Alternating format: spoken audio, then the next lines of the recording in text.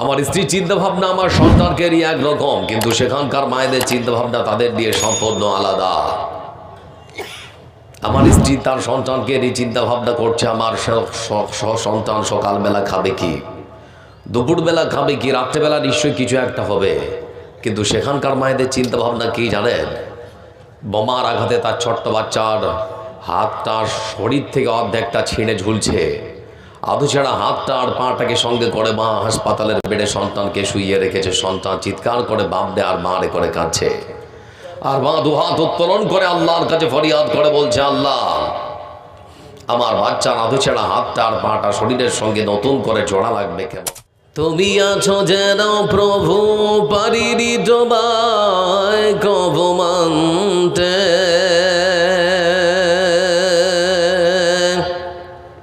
কত যে করেছি ভুল আমিও জানতে। তুমি আছো যেন প্রভু পারিনি তোমায় কবু মানতে,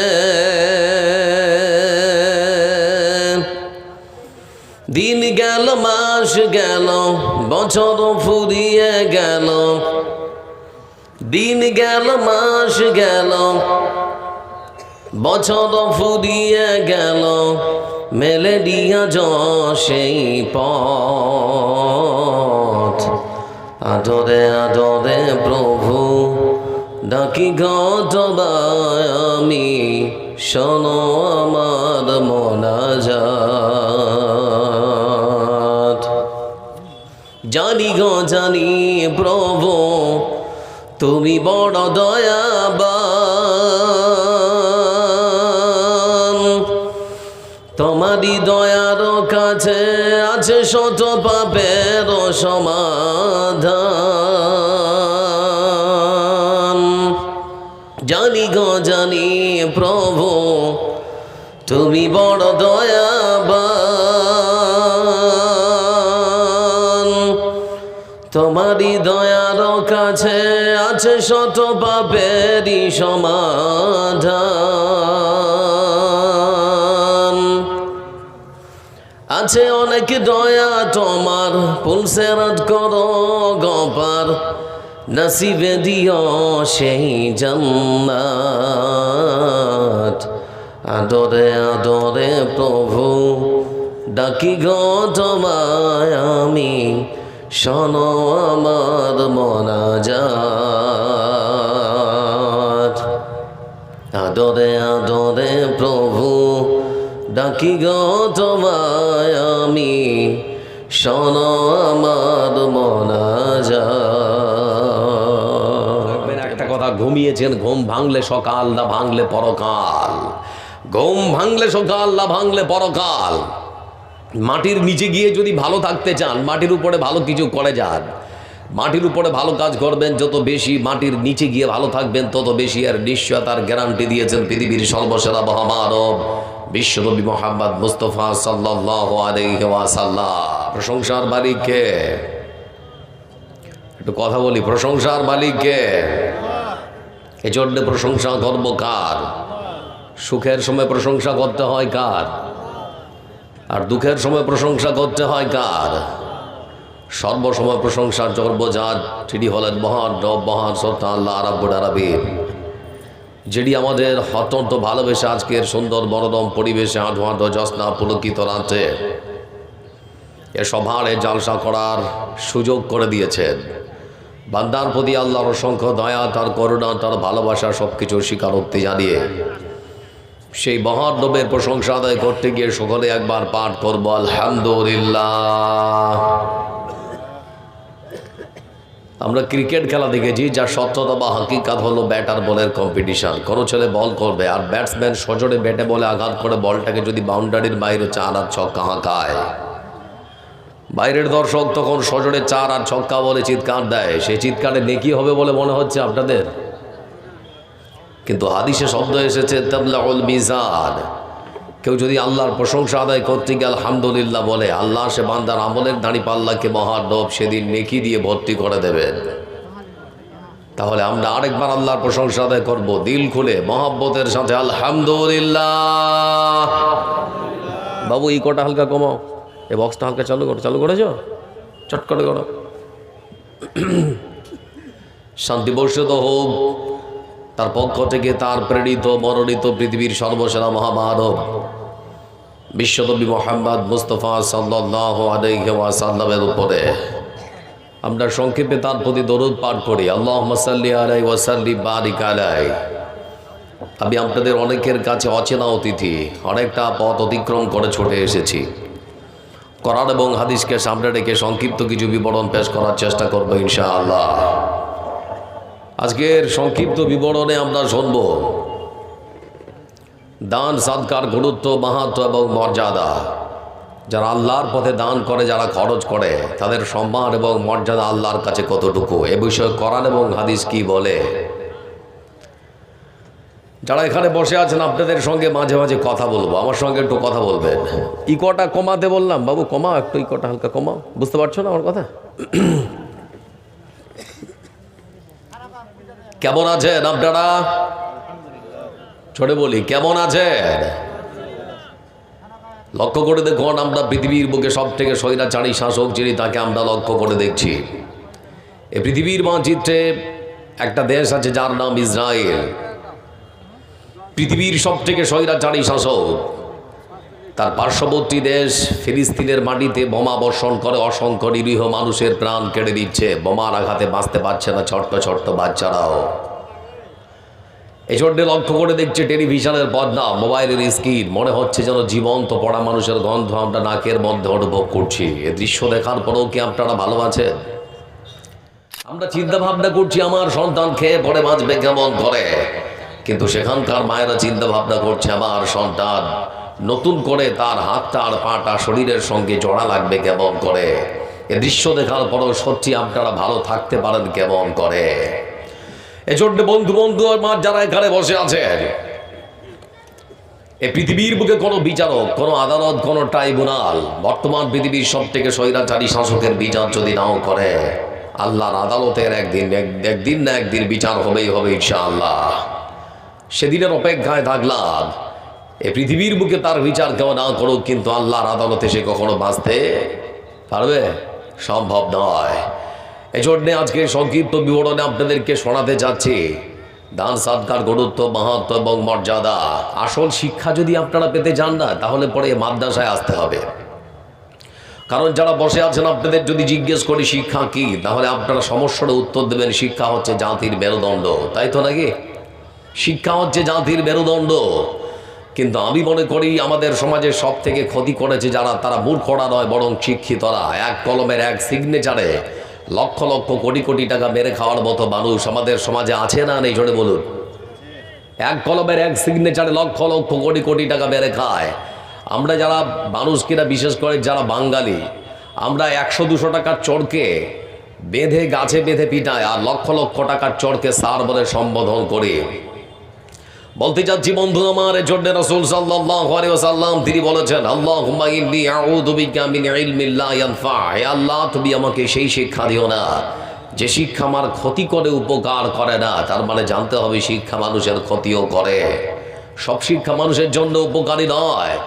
যে শিক্ষা আমাকে সপ্তাহে অন্তরে একবার দাড়ি কাটতে শিখিয়েছে, সেই শিক্ষা আমার ক্ষতি করেছে, উপকার করেনি।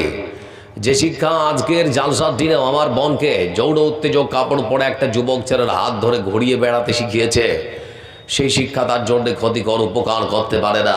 আপনারা দেখবেন, আপনাদেরকে দুটো দেখাচ্ছি। আপনি যখন সকালবেলা কাজে যাচ্ছেন, তো আপনার স্ত্রী আপনার ছোট্ট সন্তানকে নিয়ে কলে দাঁড়িয়ে আছে, কিছুটা দূরে গিয়েছেন, আর আপনার সন্তানকে তখন আপনার স্ত্রী শেখাচ্ছে তোর বাবা চলে যাচ্ছে, বল tata bye bye, tata bye bye. শেখায় না? শেখায় না? হ্যাঁ না বলে না? শেখায় না? শেখায় না?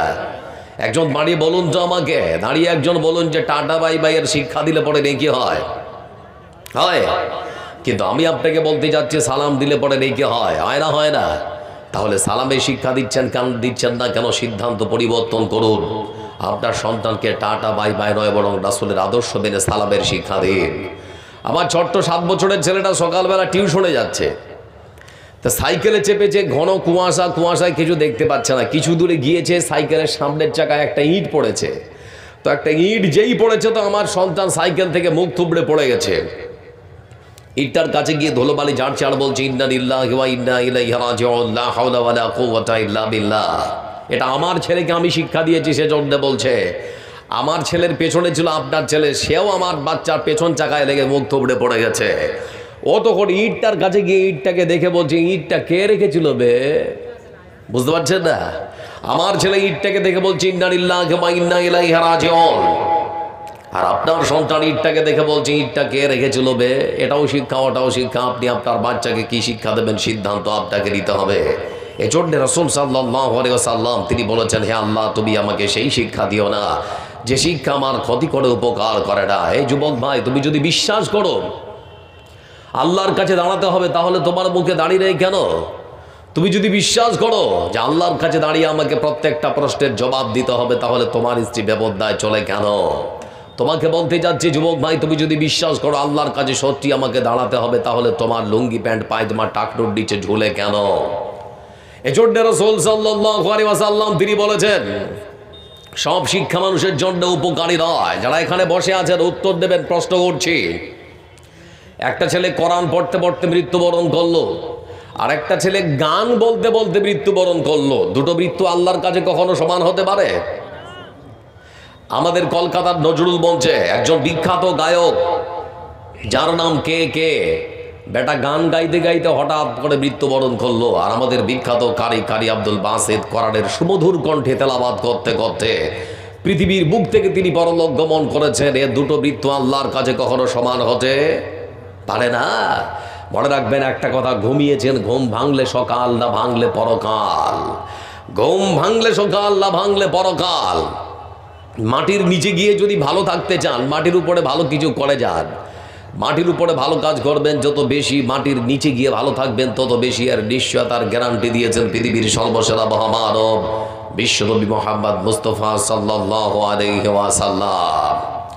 এজন্য বন্ধু আমার, যারা এখানে বসে আছেন, আমি আপনাদেরকে বলতে যাচ্ছি, বা আমি নিজেও দেখতে পাচ্ছি, আপনি আপনার বাড়িটাকে সুন্দর করে সাজিয়েছেন। কোথায় টিউবলাইট, কোথায় খাট, কোথায় আলমারি, কোথায় কি রং দিলে আপনার বাড়িটা দেখতে সুন্দর লাগবে আপনি সাজান। এমনকি যেখানে সকালবেলা পায়খানা করেন, সেই ঘরটাকেও সুন্দর করে ঝকঝক চকচক করে সাজিয়েছেন।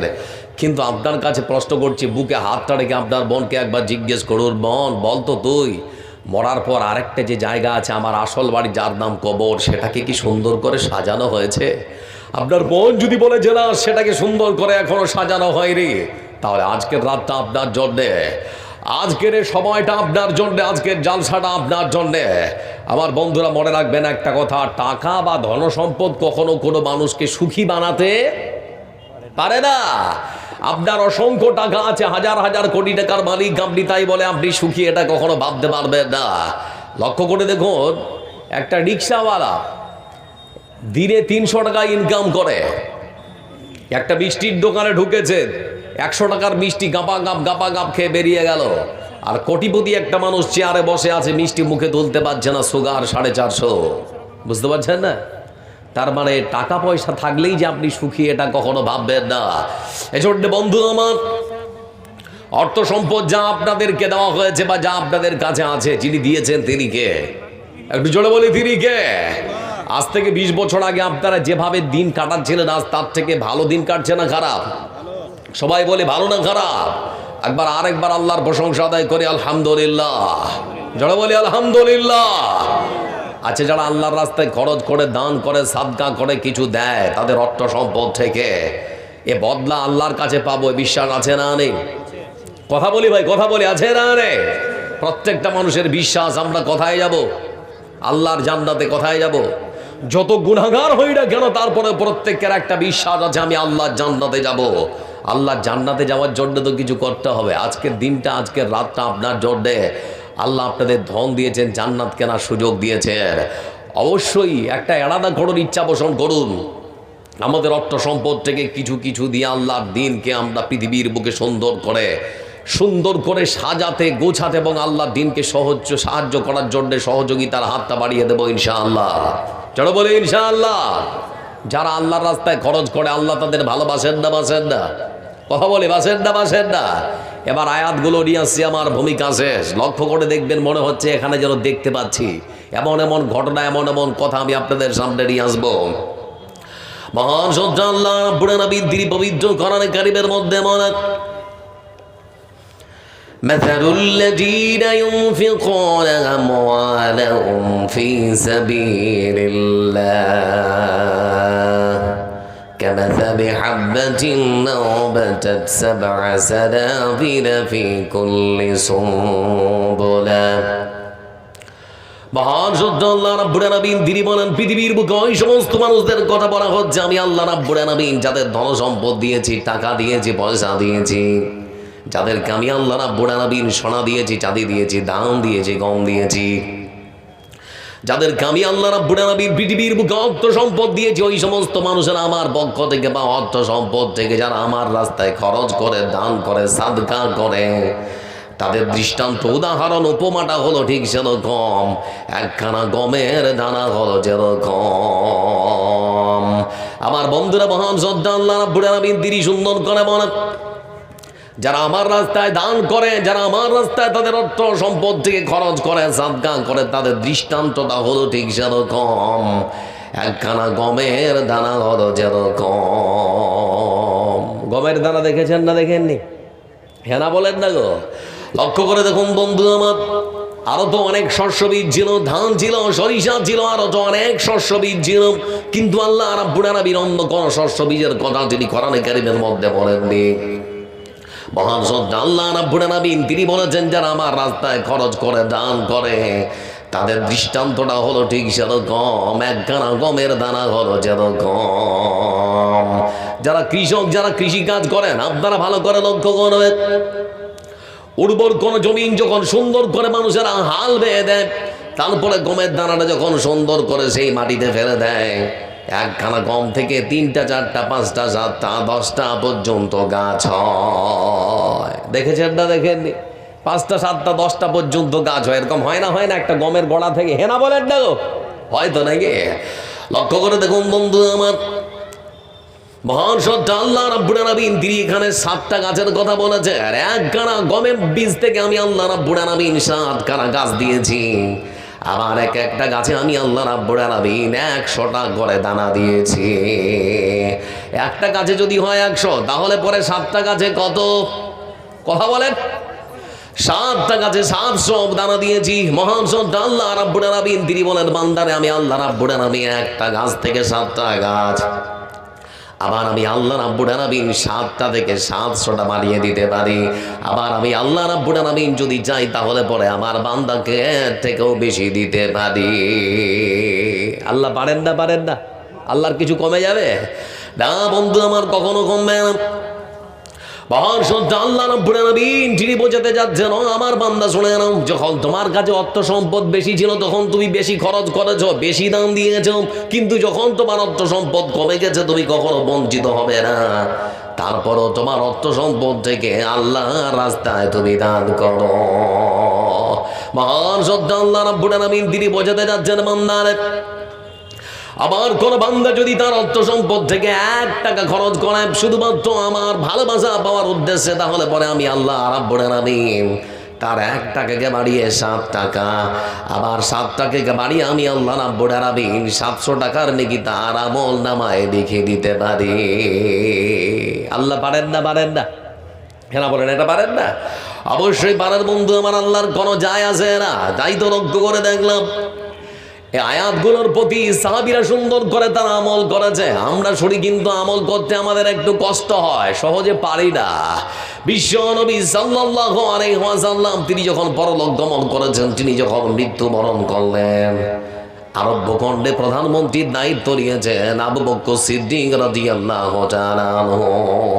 প্রধান খলিফা মানে দেশের প্রথম খলিফা হযরত আবু বকর সিদ্দিক রাদিয়াল্লাহু তাআলা আনহু।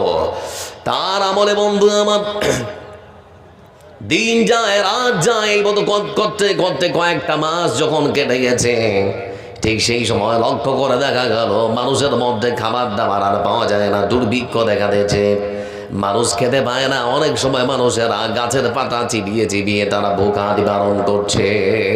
এত কষ্ট, মানে দুর্ভিক্ষ শুরু হয়েছে। করোনা কালে আমাদের যেমন হয়েছিল, আমরা অনেক মানুষ দিনমজুর যারা খেটে খায় তারা ঠিক মতো খেতে পাচ্ছে না, ওরকম হয়েছে আর কি, খেতে পাচ্ছে না। দেশের প্রধানমন্ত্রী আবু বকর সিদ্দিক রাদিয়াল্লাহু তাআলা আনহু এ দৃশ্য দেখার পরে তিনি মনের মধ্যে কেমন যেন কষ্ট অনুভব করলেন। তিনি আল্লাহর কাছে ফরিয়াদ করে বলছেন, রব্বুল আলামিন, দেশের প্রধানমন্ত্রী আমি, আমার দেশের মানুষ না খেয়ে দিন রাত কাটাবে, আমার তো আর সহ্য হচ্ছে না। হঠাৎ করে সকালবেলা লক্ষ্য করে দেখা যাচ্ছে, বন্ধু আমার, মদিনায় ঢোকার প্রধান যে রাস্তাগুলো, ভারতবর্ষের বিভিন্ন প্রান্ত যে বর্ডার আছে, বর্ডারের যে প্রধান রাস্তাগুলো, তো মদিনায় ঢোকার রাস্তা যে প্রধান রাস্তাগুলো, সেই সমস্ত রাস্তা দিয়ে বন্ধু আমার সারিবদ্ধ হয় শত শত উট ঢুকতে শুরু করেছে। একটা, দুটা, তিনটা, চারটা, পাঁচটা, ছয়টা করে সারিবদ্ধ হয় উট ঢুকতে শুরু করেছে। আর প্রত্যেকটা উটের পিঠে 4টা 5টা 7টা করে গমের বস্তা চাপানো আছে। একটা করে উটের পিঠে 4টা 5টা 6টা 7টা করে গমের বস্তা, আর উটগুলো মদিনায় ঢুকছে আর কি, বিশাল বড় গমের একটা চালান নিয়ে। আমার বন্ধুরা, আবু বকর সিদ্দিক রাদিয়াল্লাহু তাআলা আনহু এ দৃশ্য দেখার পর আল্লাহ শুকরিয়া আদায় করে আল্লাহকে ডেকে বললেন, রব্বুল আলামিন, আমার দেশ থেকে মনে হয় দুর্ভিক্ষ শেষ হয়ে যাবে, আমার দেশের মানুষ আর না খেয়ে তাদের দিন রাত কাটাতে হবে না। কিন্তু সমাজের কিছু সুযোগ সন্ধানী মানুষ সব সময় থাকে না, ওরা সুযোগ বুঝে খালি কোন জিনিসের দাম কখন বাড়িয়ে বেশি টাকা মুনাফা করা যায় আর কি, ওরা এটা চায়। আমার বন্ধুরা, ঠিক সেই সময় মদিনার বাড়িতে কিছু ব্যবসায়িক যারা ব্যবসা করতো, ওই গমের চালানটা দেখার পর তারা মনে মনে চিন্তা করলো, এটা সুযোগ এসেছে, এই সুযোগকে হাতছাড়া করা যাবে না। তারা খোঁজ নিতে শুরু করলো, এতগুলো গম কার, এই বিশাল বড় গমের চালানটা কার। খোঁজ নেওয়ার পর বন্ধু আমার তারা জানতে পারলো এই বিশাল বড় গমের চালানটা যার, তিনি আর কেউ নন, যার নাম হলো বন্ধু আমার হযরত ওসমান রাদিয়াল্লাহু তাআলা আনহু। তারা চলে গেছে তার কাছে, যাওয়ার পরে বলছে, হুজুর, আমরা শুনলাম গমের চালানটা বলে আপনার, বলে হ্যাঁ, বলে বিক্রি করবেন, বলে বিক্রি করবেন, আমরা আপনার গমের চালানটা কিনবো, আর স্বল্প মূল্যে আমরা মানুষের বাড়ির দরজায় দরজায় পৌঁছে দেবো, আপনাকে কষ্ট করতে হবে না। হযরত ওসমান রাদিয়াল্লাহু তাআলা আনহু তিনি তখন বলেন, ও ভাই আমার ব্যবসায়িক ভাইরা, তোমরা বলো বিশাল বড় গমের চালানটা আমি যদি তোমাদের কাছে বিক্রি করে দেই, তাহলে পরে কত টাকা তোমরা লাভ দিবে? বলে আমরা আপনাকে 50% লাভ দিব। বলে না, এর থেকে যদি বেশি লাভ দিতে চাও তাহলে পরে দিব, না হলে দিব না। বলে কত টাকা হলে বিক্রি করবেন? বলে সত্যি যদি তোমরা আমার কাছে আমার গমের চালানটা কিনে নিতে চাও তাহলে পরে শুনে নাও, 1 টাকায় 10 টাকা, আবার 10 টাকায় 1000 টাকা যদি লাভ দিতে চাও তাহলে পরে বিক্রি হবে, না হলে বিক্রি হবে না। বলে হুজুর, 1 টাকায় 10 টাকা, 10 টাকায় 1000 টাকা যদি আপনাকে দিয়ে দেবো তাহলে আমরা আর লাভ পাবো কি? কিছুই তো হবে না। হযরত ওসমান রাদিয়াল্লাহু তাআলা আনহু তিনি তখন বলছেন,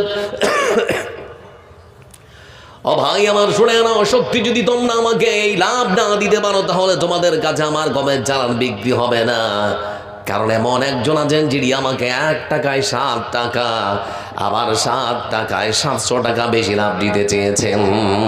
তো ওরা তখন মাথায় হাত দিয়ে বলছি, এরকম কি কেউ আছে মদিনার মাটিতে? কি এরকম কেউ আছে নাকি যে আপনাকে 1 টাকায় 7 টাকা, আবার 7 টাকায় 700 টাকার লাভ দিতে পারে? ঠিক সেই সময় বন্ধু আমার হযরত ওসমান রাদিয়াল্লাহু তাআলা আনহু তিনি বলছেন, ও আমার সাথী ভাইরা, শুনে নাও, তোমরা যদি শুনতে চাও কি আমাকে 1 টাকায় 7 টাকা, আবার 7 টাকায় 700 টাকা লাভ দিতে চেয়েছেন, তোমরা যদি শুনতে চাও তাহলে পরে তোমাদেরকে বলি, এই লাভ বা এই লাভ্যাংশ যিনি আমাকে দিতে চেয়েছেন তিনি আর কেউ নন, বরং তিনি হলেন আকাশ আর জমিনের স্রষ্টা, মহান স্রষ্টা আল্লাহ রাব্বুল আলামিন। আমি আমার আল্লাহর কাছে আমার বিশাল বড় গমের চালানটা আল্লাহর রাস্তায় খরচ করে দিয়েছি, আমার আল্লাহর কাছে বিক্রি করে দিয়েছি, তোমাদের কাছে বিক্রি হবে না, চলে যাও। এ হচ্ছে সাহাবীদের আমল বন্ধু আমার। এই জন্য যারা আজকে এখানে বসে আছেন, আপনাদের কাছ থেকে আপনার এতগুলো অর্থ সম্পদ আশা করে না, শুধুমাত্র আপনার অর্থ সম্পদ থেকে একটু একটু করে যদি আপনারা খরচ করেন বন্ধু আমার, তাহলে পরে হত দরিদ্র খেটে খাওয়া ওই সমস্ত বাচ্চার মুখে হাসি ফুটতে পারে। এই জন্য মহান শ্রদ্ধা আল্লাহ রাব্বুল আলামিন কোরআনে কারীমের আরেক আয়াতে তিনি সুন্দর করে বলেন, লা তানালুল বিররা হাত্তা তুনফিকু মিম্মা তুহিব্বুন ওয়া وما تنفقوا من شيء فإن الله به عليم এই পৃথিবী ছাড়িয়া কোথায় যাবে ভাগিয়া এই পৃথিবী ছাড়িয়া কোথায় যাবে ভাগিয়া মরণ তোমায় লইবে ঘিরি যতই করো বাহানা মরণ তোমায় লইবে ঘিরি যতই করো বাহানা চিন্তা করে দেখো না কবরে কি যাইবা গা একজন হাত তুলুন তো যে আমি কবরে যাব না কেউ নেই কেউ একজন হাত তুলুন এই পৃথিবীর সবই পর কবর যে তোর আসল ঘর এই পৃথিবীর সবই পর কবর যে তোর আসল ঘর কেমনে থাকিবে সেটাই শুধুই মাটির বিছানা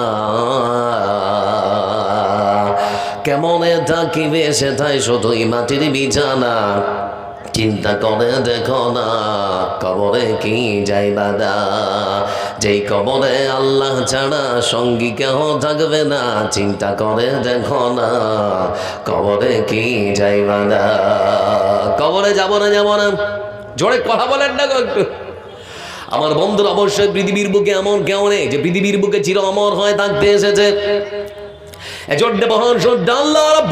তিনি কোরআনে কারিমের আয়াতে সুন্দর করে বলেন এই মানুষেরা বিহারের মানুষেরা তোমরা শোনো তোমরা আমার রাস্তায় খরচ করতে চাও নেকি দিতে চাও তাহলে পড়ে শোনে না ততক্ষণ পর্যন্ত আমার কোন বান্দা তার গচ্ছিত অর্থ সম্পদ থেকে ধন থেকে মাল থেকে টাকা থেকে পয়সা থেকে সোনা থেকে চাঁদি থেকে দান করার পরও কখনো নেকি পেতে পারে না যতক্ষণ পর্যন্ত না তারা তাদের অর্থ সম্পদের সব থেকে মূল্যবান সব থেকে দামি সব থেকে ভালো সম্পদ আমার রাস্তায় খরচ করবে না লক্ষ্য করে দেখবেন আমাদের সমাজের অনেক মানুষ আছে যারা কৃষক ভালো ধানগুলো নিজের কাছে রেখে দেয় আর ঝাড়া ধানগুলো মাদ্রাসার জন্য ফেলে রেখে দেয় এরকম মানুষ আছে না নেই আমি নিজে মাদ্রাসার শিক্ষক সেই জন্য বলতে পারছি ভালোটা নিজের জন্য রেখে দেয় আর খারাপটা মাদ্রাসার শিক্ষক আসবে তখন দিতে হবে এরকম মানুষ নেই গো আছে কিন্তু তিনি বলেন শোনে না ততক্ষণ পর্যন্ত তোমরা আল্লাহর রাস্তায় খরচ করে দান করে সাদকা করে নেকি পেতে পারো না যতক্ষণ পর্যন্ত তোমরা তোমাদের সম্পদের সব থেকে ভালো সম্পদ আল্লাহর রাস্তায় খরচ করবে না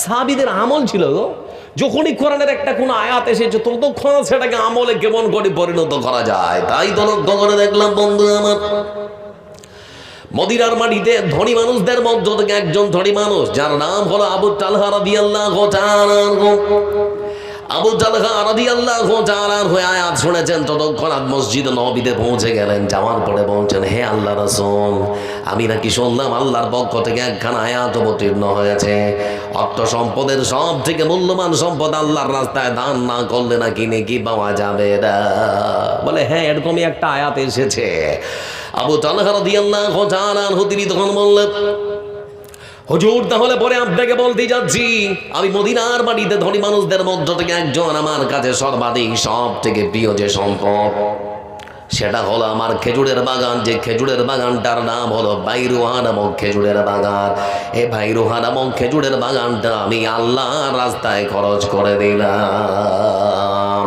হে আল্লাহ রাসূল বলতে যাচ্ছি আপনাকে আল্লাহর রাস্তায় বিশাল বড় খেজুরের বাগানটা আমি খরচ করে দিলাম যেখানে খুশি যাকে খুশি যেভাবে খুশি আপনি আল্লাহর দিনের জন্য কাজে লাগান কোনদিন আমার খেজুরের বাগান ছিল বলে অধিকারের কথা আপনাকে বলতে যাব না ও বন্ধুবর যারা এখানে বসে আছেন আপনাদের সম্পদ থেকে খেজুরের বাগানের মতো করে একখানা খেজুরের বাগান চাচ্ছি না হযরত উসমান রাদিয়াল্লাহু তাআলা আনহুর মতো করে বিশাল বড় গমের চালানের মতো করে গমের চালান আজকে আপনাদের কাছে আশা করছি না তবে আপনাদের অর্থ সম্পদ থেকে একটু একটু করে অর্থ সম্পদের আশা আপনি আপনাদের কাছে করতে যাচ্ছি আল্লাহ রাব্বুল আলামিনের জন্যই তিনি আবার আপনাদেরকে ডাক দিয়ে বলেন ওই তোরা ব্যবসা করবি আমার সঙ্গে ব্যবসা করবি এমন একটা ব্যবসার কথা বলে দেব যে ব্যবসা করলে শুধুমাত্র লাভ আর লাভ লক্ষ্য করে দেখুন বন্ধু আমার এই পৃথিবীর বুকে অনেক ব্যবসায়িক আছে যারা ব্যবসা করে কেউ কাঁচামালের ব্যবসা করে কেউ ছাগলের ব্যবসা করে কেউ আবার গরুর ব্যবসা করে এরকম মানুষ আছে না নেই একটু করে কথা বলে আমার বন্ধুরা সব ব্যবসার মধ্যে লাভও আছে লোকসানও আছে ক্ষতিও হতে পারে আবার লাভও হতে পারে কিন্তু মহান সত্য আল্লাহ রাব্বুল আলামিন তিনি বলেছেন, বান্দারে, আমার সঙ্গে আমার বান্দা যদি ব্যবসা করে তাহলে পরে শুনে নাও, সে ব্যবসায় শুধুমাত্র লাভ আর লাভ, লাভ আর লাভ, কখনো কোনো ক্ষতি হতে পারে না। আল্লাহ কি সেই ব্যবসা তুমি একটু বলো তো? আল্লাহ রাব্বুল আলামিন তিনি কোরআনের ভাষায় সুন্দর করে বলেন, শুনে নাও, ইন্নাল্লাহা ইশতারা মিনাল মুমিনিনা আনফুসাহুম ওয়া আমওয়ালাহুম বিআন্না লাহুমুল জান্নাহ। মহান সত্য আল্লাহ রাব্বুল আলামিন তিনি বলেন, বান্দারে, শক্তি পৃথিবীর বুকে যারা ইমানদার, যারা মুমিন, আমি আল্লাহ রাব্বুল আলামিন আমার মুমিন বান্দাদের কাছ থেকে দুটো জিনিস কিনে নিয়েছি, ক্রয় করে নিয়েছি। তাদের কাছ থেকে দুটো জিনিস আমি কিনে নিয়েছি। প্রথম নম্বরে আমি আল্লাহ রাব্বুল আলামিন আমার মুমিন বান্দাদের কাছ থেকে তাদের সব থেকে মূল্যবান জীবন কানাকে কিনে নিয়েছি, তাদের জান কিনে নিলাম। দ্বিতীয় নাম্বার, আমি আল্লাহ রাব্বুল আলামিন মুমিন বান্দাদের কাছ থেকে কিনে নিয়েছি তাদের অর্থ সম্পদ, টাকা পয়সা, সোনা চাঁদি যা আছে আমি কিনে নিয়েছি। আমার মুমিন বান্দার পৃথিবীর বুকে তারা আমার দিনকে সাহায্য করার জন্য যদি তারা তাদের অর্থ সম্পদ থেকে টাকা পয়সা দিয়ে সহযোগিতা করতে পারে, অথবা তাদের নিজের জীবনখানা দিয়ে যদি আমার দিনকে পৃথিবীর বুকে সহযোগিতা করতে পারে, ও বান্দা শুনে নাও, হাসরের ময়দানে আমি আল্লাহ রাব্বুল আলামিন তোমাদেরকে যে জিনিস দিয়ে ব্যবসা করব, যে বদলা দেব, সেটা আর অন্য কিছু নয়, বরং শুনে নাও, সেই দিন আমি আল্লাহ রাব্বুল আলামিন আমার পক্ষ থেকে তোমাদেরকে সব থেকে মূল্যবান জান্নাত খানা দিয়ে দেব। ব্যবসা কি হবে? জান আর মাল দিয়ে তোমরা আমার দিনকে পৃথিবীতে সাহায্য করো, বিনিময়ে আমি আল্লাহ তোমাদেরকে আমার জান্নাত খানা দিয়ে দেব।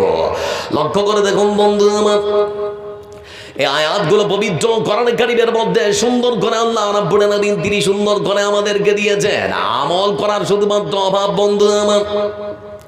লক্ষ্য করে দেখেছিলাম রাসূলুল্লাহ সাল্লাল্লাহু আলাইহি ওয়াসাল্লামের জীবদ্দশা একজন ছোট্ট এতিম বাচ্চা, যার মা নেই, বাবা নেই, মা বাবা কেউ নেই বন্ধু আমার। সেই ছোট্ট এতিম বাচ্চা, তার একটা ছোট্ট খেজুরের বাগান ছিল। সে খেজুরের বাগানটা সুন্দর করে খেজুরের ডালপালা কেটে চারিদিকে বেড়া দিতে শুরু করেছে। বেড়া দিচ্ছে, খেজুরের ডালপালা কেটে তার সুন্দর করে ছোট্ট খেজুরের বাগানটা ঘিরে দিচ্ছে আর কি। সুন্দর করে বেড়া দিতে দিতে বন্ধু আমার একটা খেজুরের গাছ তার প্রতিবেশী, যার নাম হলো আবুল বাবা, আবুল বাবার একখানা খেজুরের গাছ তার দিকে চলে এসেছে। আবুল বাবাকে তখন ডেকে বলে, ভাইজান, আপনার একখানা খেজুরের গাছ আমার দিকে চলে এসেছে, সেই গাছটা যদি আপনি আমাকে দিয়ে দেন তাহলে আমার বেড়াটা সুন্দর হবে, সোজা হবে, না হলে পরে আমার বেড়াটা বাঁকা হবে। ভাই আমার, দেওয়া যাবে, একটা বেড়া সুন্দর করে দেওয়ার জন্য একটা খেজুরের গাছ তুমি আমাকে দিয়ে দাও। আমার বন্ধুরা ঠিক সেই সময় আবুল বাবা রাদিয়াল্লাহু তাআলা আনহু তিনি তখন বলছেন, ও ভাই আমার, শুনে নাও, আমার খেজুরের গাছ আমারই থাকবে, আমি তোমাকে দিব না। বলে, ওটা আমার গাছ, আমি দিব কেন? বলে, দাও না, আমি বেড়াটা দিচ্ছি তো, তোমার গাছটা এদিকে চলে এসে যদি দাও তাহলে বেড়াটা সোজা হবে, না হলে আবার বেঁকা হয়ে যাবে। যে দাও না ভাই আমার তো কেউ নেই, একটু সহযোগিতা করো আমার সঙ্গে। কিন্তু সে অস্বীকার করলো, দিতে রাজি হলো না। সেই এতিম বাচ্চা তখন মনে মনে চিন্তা করলো, এই বিশাল বড় সমস্যার সমাধান আমার পক্ষে কখনো করা সম্ভব হতে পারে না। তিনি চলে গেলেন বিশ্ব নবীর কাছে। রাসূলের কাছে যাওয়ার পরে তিনি এবারে বলছে, রে আল্লাহ রাসূল, একখানা সমস্যা নিয়ে এসেছি, সমাধান করে দিতে হবে। বলে, কি সমস্যা? বলে, আমি আমার খেজুরের বাগানটা সুন্দর করে বেড়া দিচ্ছিলাম, কিন্তু লক্ষ্য করে দেখলাম আমার প্রতিবেশী আবুল বাবার একখানা খেজুরের গাছ চলে এসেছে। আমি তাকে বললাম, কিন্তু কোনো মতোই সে দিতে রাজি হলো না। কিন্তু আমার বিশ্বাস, আপনি যদি আমার হয় তাকে অনুরোধ করেন, আপনার কথা সে কখনো ফেলতে পারবে না। হুজুর, একটু বলুন না, আপনি আমার হয়। ঠিক সেই সময় বন্ধু আমার তখন তাকে ডাকা হলো। ডাকার পরে রাসূল সাল্লাল্লাহু আলাইহি ওয়াসাল্লাম তিনি তখন ডেকে বলছেন, না বলো বাবা রে, এর তো বাবা নেই, মা নেই, কেউ নেই, তোমার একখানা খেজুরের গাছ আজ তুমি তাকে দিয়ে দাও। সে তখন বলছে, আল্লাহ রাসূল বলছেন কি? আমি তোকে আগেই বললাম দিব না, ফের আপনার কাছে চলে এসেছে। আমি তারপরেও বলছি আমার গাছ আমারই থাকবে, আমি দিব না। কি আর বলার বন্ধু আমার, কিছুই তো বলার নেই। দ্বিতীয়বার রাসূলুল্লাহ সাল্লাল্লাহু আলাইহি ওয়াসাল্লাম তিনি তখন বলছেন, ও ভাই, তোমাকে বলতে চাচ্ছি, শুনে নাও, তোমার গাছটা এমনিতে আমরা নেব না, বলো কত টাকা, কত পয়সা হলে তুমি বিক্রি করবে। তারপর বলবো বাবা বলে আমার গাছ আমারই থাকবে, আমি এমনিতেও দেবো না, টাকাতেও বিক্রি করবো না। রাসূলুল্লাহ সাল্লাল্লাহু আলাইহি ওয়াসাল্লাম তিনি এবার নীরবতা অবলম্বন করলেন, আর তো কিছুই বলার সুযোগ নেই। কিছুক্ষণ পরে আল্লাহ রাব্বুল আলামিন রাসূল বলছেন, বল বাবা শুনে না, আর যদি তোমার একখানা খেজুরের গাছ তার হাতে তুলে দিতে পারো, আমি রাসূল তোমার জন্য জান্নাতের একখানা খেজুরের গাছের জামিনদার হয়ে যাব। এবার কি দেবে? একটা জান্নাতের খেজুরের গাছের বিনিময়ে একটা খেজুরের গাছ দুনিয়ার তুমি দাও। তারপরেও সে বলে, হ্যাঁ আল্লাহ রাসূল, আমার খেজুরের গাছ এমনিতেও দেবো না, আমার খেজুরের গাছ টাকা দাও বিক্রি হবে না, আবার আমার খেজুরের গাছটা আমি জান্নাতের একখানা খেজুরের গাছের বিনিময় কাউকে দিতে পারি না। এবার তো আর কোনো কথা বলার আর সুযোগ থাকলো না। আপনারা যারা এমন ভাবে বসে আছেন, এরকমই বসেছিল লোকটা, ও উঠে তখন বাড়ি চলে গেল। তো আপনাদের মতো বসে থাকা মানুষদের মধ্যে একজন সাহাবী তখন উঠে দাঁড়িয়েছে, যার নাম হলো আবু দাহদা রাদিয়াল্লাহু তাআলা আনহু। তিনি তখন বলছেন, হে আল্লাহ রাসূল, আপনি তো এত কিছু করে বললেন, শুনলো না, তো আমি কি একটু চেষ্টা করব? তো আল্লাহ রাসূল বলছেন, আমার কথা শুনলো না তো তোমার কথা শুনবে, আচ্ছা করো একটু চেষ্টা, দেখাই যাক। ঠিক সেই সময় বন্ধু আমার আবু দাহদা রাদিয়াল্লাহু তাআলা আনহু তিনি তখন চলে গেছেন তার বাড়ির দরজাটার সামনে, কড়া নাড়িয়ে বলেন, ও ভাই বলো বাবা, বাড়ির ভেতর থেকে বেরিয়ে আসো, তোমার সঙ্গে কথা আছে। বলে কি কথা বলো, আমি বাইরে যাব না, তুমি তো বুঝতে পারছি তুমি ওই গাছটা নিয়ে আবার আমার সঙ্গে কথা বলবে। বলো, ও ভাই আমার কোনো গাছ দিয়ে না, তুমি একবার বেরিয়েই তো আসো। যেই বেরিয়ে এসেছে, বেরিয়ে আসার পর হাতটা গপ করে চেপে ধরে তখন বলতে শুরু করেছো, ভাই আমার শোনে নাও, দুনিয়ার কোনো সম্পদ দিয়ে তোমার সঙ্গে আলোচনা করব না, সত্যি ওই একখানা খেজুরের গাছ দিয়ে তোমার সঙ্গে আলোচনা করতে এসেছি। বলে তোমার মাথা ঠিক আছে? বলে কেন? বলে রাসূলের কাছে বলে আসলাম দিব না, তারপরও তুমি মাথা পাগল না গিয়ে তুমি আবার চলে এসেছো গাছটার কথা বলতে, দিব না। ঠিক সেই সময় আবু দাহদা রাদিয়াল্লাহু তাআলা আনহু তিনি তখন বলছেন, ও ভাইয়া বলু বাবা, আমি জানি তুমি সম্পদকে খুবই পছন্দ করো, ভালোবাসো, তোমাকে বলতে যাচ্ছি, তুমি বলো তো মদিনার মাটিতে সব থেকে বড় খেজুরের বাগানটা আছে যার, সেটা কার? বলো তোমার। বলে সব থেকে বড় খেজুরের বাগানটা কার? বলে তোমার। বলো তুমি কি জানো সেই খেজুরের বাগানটার মধ্যে বিশাল বড় একটা অট্টালিকা আছে, একটা রাজপ্রাসাদ, বিল্ডিং বাড়ি, সেটা কার? বলে সেটাও তোমার। বলো তুমি কি জানো এই বাড়িটার মধ্যে একটা মিষ্টি পানির কুয়া আছে, সেটা কার? বলে সেটাও তোমার। তখন বলা হচ্ছে, ও ভাই বলো বাবা, তোমাকে বলতে যাচ্ছি, তুমি যদি আজকে তোমার ওই একখানা খেজুরের গাছ আমার হাতে তুলে দাও, বিশাল বড় খেজুরের বাগানটা, আর বাগানের মধ্যে বিশাল বড় অট্টালিকা রাজপ্রাসাদটা, আর আমার বাড়ির মধ্যে বিশাল বড় মিষ্টি পানির কুয়াটা, সব কিছু তোমার হাতে তুলে দেব, বিনিময়ে একটা খেজুরের গাছ শুধুমাত্র তোমার কাছ থেকে নেব, দিবে? ঠিক সেই সময় সেই ব্যক্তি তখন বলছে, আমার সঙ্গে রহস্য হচ্ছে, ঠাট্টা হচ্ছে, মানে আমি আপনার থেকে একটু গরিব সেজন দেয় নাকি, এরকম আমরা যেমন বলি আর কি। বলে, ও ভাই আমার, তোমার সঙ্গে করা রহস্য ঠাট্টা নয়, তুমি হয়তো জান্নাতের খেজুরের গাছটা কিনতে ভুল করেছ, কিন্তু আমাকে যে কোনো বললে কিনতেই হবে। তুমি যদি আরো কিছু আমার কাছ থেকে অর্থ সম্পদ নিতে চাও, নিয়ে নাও, তারপর ওই একখানা খেজুরের গাছ আজকে আমার হাতে তুলে দাও। বলে সত্যি নিবেন নাকি? বলে হ্যাঁ। ততক্ষণ কথা পাকাপাকি খেজুরের গাছটা নিয়ে নিয়েছে। দেওয়ার পরে বন্ধু আমার রাসূলুল্লাহ সাল্লাল্লাহু আলাইহি ওয়াসাল্লামের কাছে গিয়ে তখন আবু দাহদা বলতে শুরু করেছিল, হুজুর, যে কাজের জন্য গিয়েছিলাম সেই কাজ হয়ে গেছে। বলে কি কাজ? বলে আমি যে খেজুরের গাছটা আনতে গিয়েছিলাম, সেই খেজুরের গাছটা নিয়ে চলে এসেছি। বিশ্বনবী তখন বলছেন, হে আল্লাহর রাসূল, রাসূলুল্লাহ সাল্লাল্লাহু আলাইহি ওয়াসাল্লাম তিনি তখন ডেকে বলছেন, ও আবু দাহদা শুনে নাও, তুমি যদি সত্যি তার কাছ থেকে খেজুরের গাছটা নিয়ে এসে থাকো, তাহলে আর দেরি করো না, খেজুরের গাছটা ওই এতিম বাচ্চার হাতে তুলে দাও। বলে হুজুর এমনিতে কি দেব? এমনিতে দেব না, আমার সঙ্গে অঙ্গীকার করতে হবে, আমার সঙ্গে আপনাকে ওয়াদাবদ্ধ চুক্তিবদ্ধ হতে হবে। বলে কিসের? বলে আপনি যেমন করে তাকে বলেছিলেন ওই একখানা খেজুরের গাছ যদি আজকে আপনি নেন, তাহলে পরে জান্নাতের মধ্যে একখানা খেজুরের গাছের জামিনদার হতে চেয়েছিলেন, আজকে আপনাকে আমার সঙ্গে চুক্তিবদ্ধ হবে, সেই গাছটা যদি আমি তার হাতে তুলে দেই, তাহলে আপনিও আমার জন্য একখানা জান্নাতের মধ্যে খেজুরের বা গাছের জামিনদার হয়ে যাবেন। যদি আপনি অঙ্গীকার আমার সঙ্গে করতে পারেন, তাহলে পরে গাছ দেব, না হলে পরে গাছ আমিও দিব না। রাসূল সাল্লাল্লাহু আলাইহি ওয়াসাল্লাম তিনি তখন বলেন, ও আবু দাহদা, তুমি আমাকে আগে বলো, আমি এত কিছু করে বললাম, আমাকে সে খেজুরের গাছটা দিতে রাজি হলো না, তুমি আবার রাজি করলে কেমন করে? ঠিক সেই সময় রাসূলুল্লাহ সাল্লাল্লাহু আলাইহি ওয়াসাল্লামের কথা শুনে আবু দারদা রাদিয়াল্লাহু তাআলা আনহু তিনি তখন বলেন, হে আল্লাহর রাসূল, ওই একখানা খেজুরের গাছ কেনার জন্য বিশাল বড় একটা খেজুরের বাগান, বাগানের মধ্যে বিশাল বড় একখানা রাজপ্রাসাদ, আর রাজপ্রাসাদের মধ্যে বিশাল বড় পানির কুয়াটার বিনিময়ে একখানা গাছ কিনে নিয়ে এসেছি।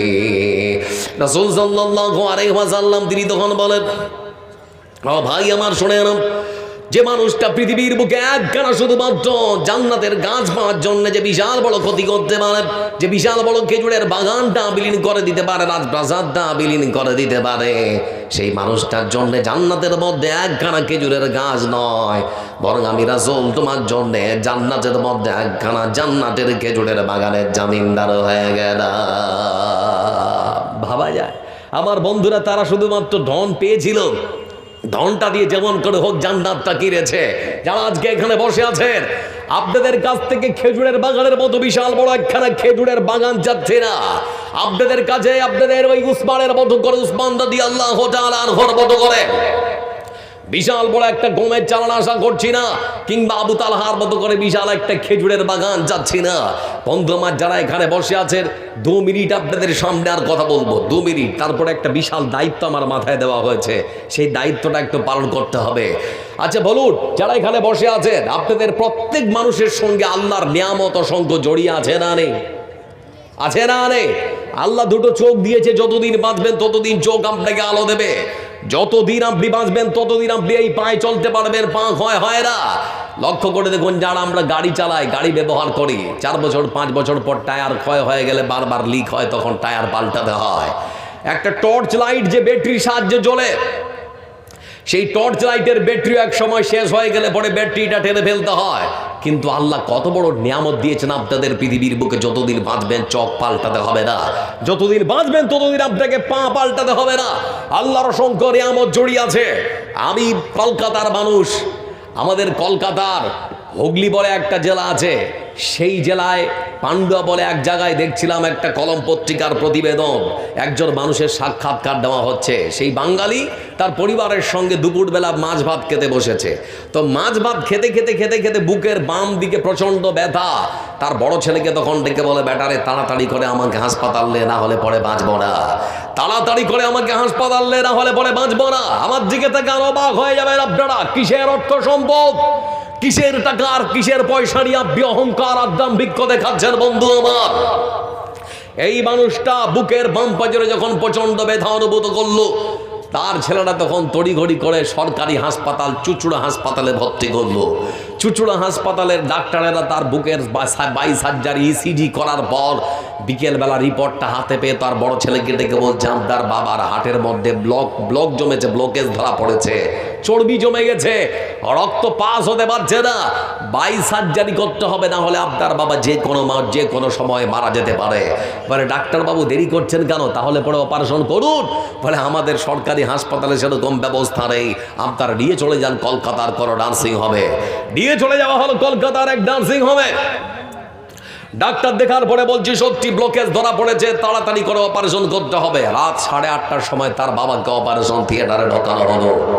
8:30টার সময় যখন তার বাবাকে ঢোকানো হচ্ছে, 8:30 থেকে শুরু করে 9টা, 10টা, 11টা, 2.5 ঘন্টা, দীর্ঘ 2.5 ঘন্টা ধরে তার বাবার বুকটাকে 2 মিনিট খালি সেই করে আমার বন্ধুরা, তার বাবার বুকটাকে ডাক্তাররা কেটে চিরে ফেড়ে ফাঁকা করেছে। তার বাবার বুকের মধ্যে 22 সার্জারি করার জন্য সময় নিয়েছে 2.5 ঘন্টা। একবার সবাই বলি কত ঘন্টা? 2.5 ঘন্টা। আমার বন্ধুরা, দীর্ঘ 2.5 ঘন্টা ধরে ডাক্তাররা তার বাবার বুকের 22 সার্জারি সম্পন্ন করলো। অপারেশন সাকসেসফুল হওয়ার পর তার বাবার বুকটাকে আবার সুন্দর করে সেলাই করে দিয়েছে। তার বাবাকে সম্পূর্ণ সুস্থ করে তোলার জন্য 4 দিন ধরে হাসপাতালে রাখলো। 4 দিনের দিন যখন বিকেলবেলা তার বাবাকে হাসপাতাল থেকে ছাড়ছে, সেরকম হুইল চেয়ারে তার বাবা বসে আছে, আর তার পাশে বড় ছেলের হাতে একটা সাদা কাগজের ওই দিকে কি যেন লেখা আছে, বাবা বুঝতে পারছে না। তো বাবা তার বড় ছেলেকে জিজ্ঞেস করছে, হ্যাঁ রে খোকা, তোর হাতে ওটা কি? বলে আব্বা, এটা আপনার অপারেশনের বিল। বলে দেখি একটু আমার হাতে দে তো। হাতে যখন দিয়েছে, উপর থেকে নিচ পর্যন্ত দেখতে দেখতে তখন লক্ষ্য করে দেখছে বৃদ্ধ 70 বছরের বুড়ো মানুষটা, যে ডাক্তারেরা তার বিল কষেছে আনুমানিক প্রায় 8 লক্ষ টাকা। 8 লক্ষ টাকা তার 22 সার্জারি করতে, শুধুমাত্র 22 সার্জারির খরচ তাকে সুস্থ করে তোলার জন্য তারা বিল কষেছে 8 লক্ষ টাকা। সেই মানুষটা তখন ঝরঝর ঝরঝর করে কাঁদছে, তার চোখের পানি থেকে এক ডাক্তার এসে জিজ্ঞেস করছে, বাপজি বিল কি বেশি হয়েছে সেজন্য মনটা খারাপ? বলে না, সেজন্য কাঁদছি না। বলে তাহলে কান্না করার কারণ কি? বলে আমার কান্না করার কারণ হচ্ছে তোমরা ডাক্তাররা শুধুমাত্র আমার বুকটাকে 22 সার্জারি করার জন্য সময় নিয়েছিল 2.5 ঘন্টা।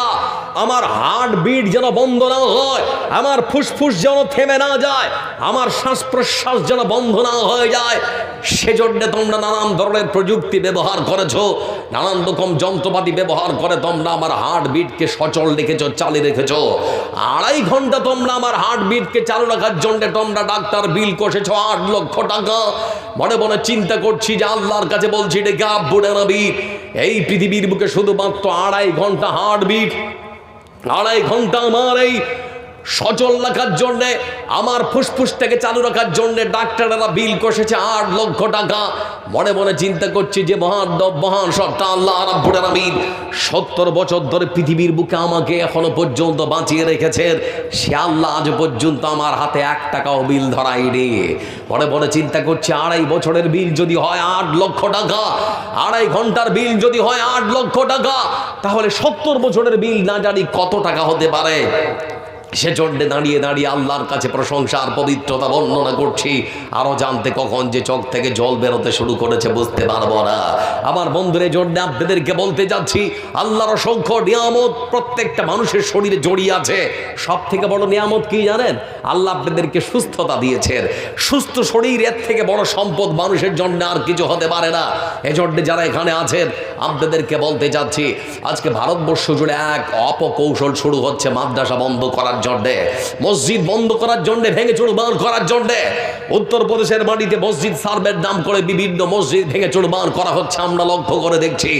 বন্ধু আমার, কোন সাংবাদিকের কোন বেটার সৎ সাহস আছে যে সাংবাদিক একটা টেলিভিশনের পর্দায় টেলিকাস্ট করতে পারে যে মন্দির ঠিক জায়গা আছে কিনা সেটা সার্ভে করা হবে? মন্দিরগুলো ভারতবর্ষের বিভিন্ন প্রান্তে যেখানে আছে, মন্দিরগুলো নিজস্ব জায়গায় আছে না সরকারি জায়গা আছে, সেটা সার্ভে করা প্রয়োজন কোনো মায়ের বেটা বলতে পারবে না।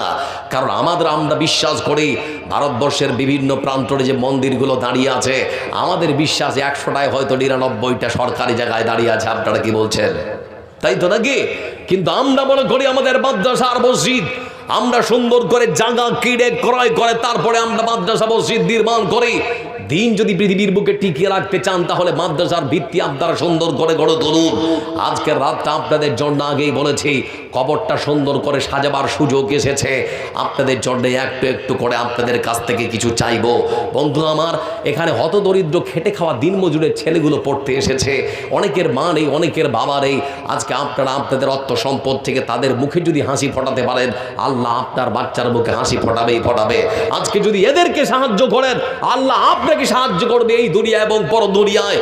বন্ধু আমার, সেই সমস্ত হতদরিদ্র খেটে খাওয়া দিনমজুর বাচ্চাদের জন্য আল্লাহ দিনকে ভালোবাসেন, সেজন্য আল্লাহ রাসূলের মাদ্রাসাকে ভালোবাসেন, সেজন্য যারা এখানে বসে আছেন 10টা করে 1000 টাকা 10 জন দিতে পারেন, 5টা করে 1000 টাকা অন্তত 10 জন দিতে পারেন, 1টা করে 1000 টাকা অন্তত আছেন এখানে বসে থাকা অনেক মানুষ, 30টা মানুষ দিতে পারেন 1টা করে 1000 টাকা। একজন দিয়েছেন, বিসমিল্লাহ করেছেন। আর কে আছেন বন্ধু আমার? চটচট করে আসুন। কে আছেন? আসুন, চটচট করে আসতে হবে। 5000, 10,000, 1000 করে কলম যারা আছেন তাড়াতাড়ি করে আসুন। বিসমিল্লাহ হয়েছে। আর কে আছেন? দ্বিতীয় নাম্বারে একটা কলম 1000 টাকা। যদি মনে করেন মৌলানা নিয়ে তো আসেনি, কালকে দেবো, অসুবিধা নেই। ভাই উঠি, একটু প্রতিযোগিতা করি। ওয়াসারিউ ইলা মাগফিরাতিন মির রাব্বিকুম ওয়া জান্নাতিন আরদুহাস সামাওয়াতু ওয়াল আরদু উইদ্দাত লিল মুত্তাকিন। আজকে আল্লাহর বিশাল জান্নাত এবং তার ক্ষমার জন্য একটু প্রতিযোগিতা করুন। কত টাকা কোথায় চলে যায়, কত টাকা কোথায় চলে যায়। বাড়িতে একটা আত্মীয় স্বজন আসলে কোথায় চলে যাবে আপনি নিজেও ভাবতে পারবেন না। আরেক বাপজি দিয়েছেন 1000 টাকা। আল্লাহুম্মা সাল্লি আলাইহি আল্লাহুম্মা বারিক আলাইহি। 3 নম্বরে কি একজন আছে? চটচট করে উঠে আসুন বন্ধু আমার। আজকে